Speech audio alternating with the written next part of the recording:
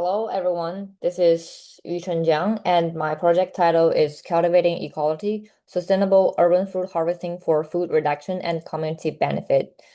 The organization that I'll cooperate with is City Food. So many Seattle neighborhoods experience limited access to fresh and affordable food. At the same time, Glenning organizations like City Food are working to address this challenge by harvesting fruit from local trees. Otherwise, the fruit will just fall on the ground and goes to be wasted. These organizations aim to minimize waste and maximize community benefit, which is especially important to the neighbors facing food insecurity. So my project evaluates the benefits and also the challenges for urban food harvesting as a way to support food access. So my research question is, how can an urban food harvesting initiative integrate sustainability practices to minimize waste and maximize community benefits?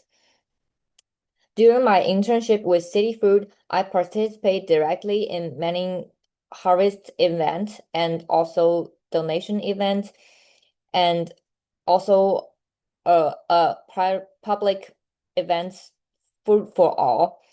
And I also conducted two sets of surveys, one focused on food recipients and their experiences with food access, and another survey that focused on the tree owners and food bank staff, asking them about the biggest challenges they face with food donations.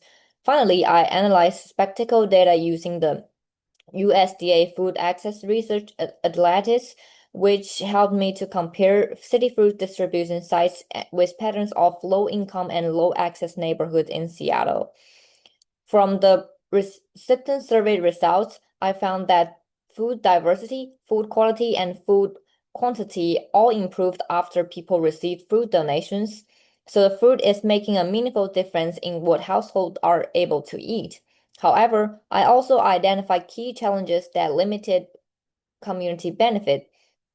These include public lack of awareness. Many people simply don't know when or where the food is being distributed, and also language barriers, which make it harder for the food bank or the volunteers to communicate with the communities.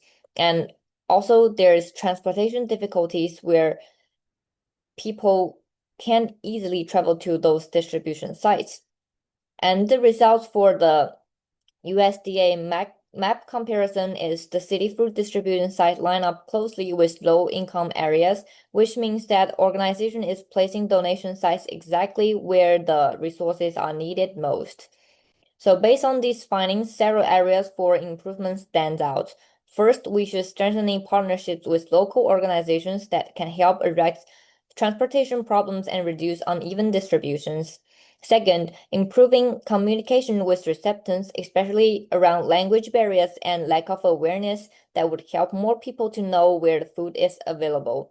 And finally, we can expanding multilingual outreach would make the donations more inclusive. So looking forward, I suggest the next few steps that the city food or the similar organizations could take. So first, they can create a harvest timing alert system so people know when exactly the food is able to harvest and can contact with those organizations. And also, we should expanding food for all events in neighborhoods with limited access. And also, they can build a long-term partnerships with community organizations to strengthen outreach. And finally, offer the community workshops on tree care and preservation so residents can participate more in the urban food system. So finally, I would like to express my appreciation to my site supervisor, Riley, my faculty advisor, Lubana, and all the City Food members and the survey participants and my family and friends. Thank you so much.